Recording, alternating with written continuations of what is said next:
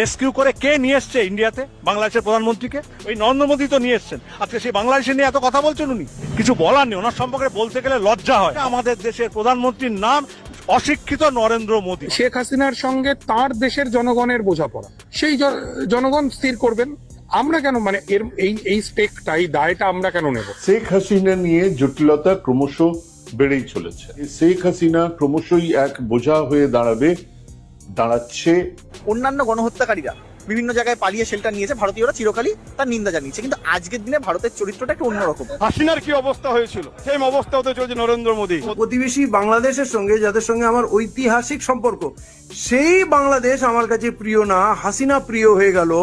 এটা মোদির মতো মানুষের পক্ষেই সম্ভব। আমার ট্যাক্সের টাকায়, আপনার ট্যাক্সের টাকায় অন্য একজন দেশের বিতাড়িত প্রত্যাখ্যাত এক মহিলা প্রধানমন্ত্রী ছিলেন, তিনি, তার ভরণ পোষণ ইত্যাদি কেন চলবে? যদি ভারত থেকে অবৈধ বাংলাদেশি অনুপ্রবেশকারীদের বিতাড়িত করতে চায়, তাহলে শেখ হাসিনাকে দিয়েই সে কাজ শুরু করা উচিত।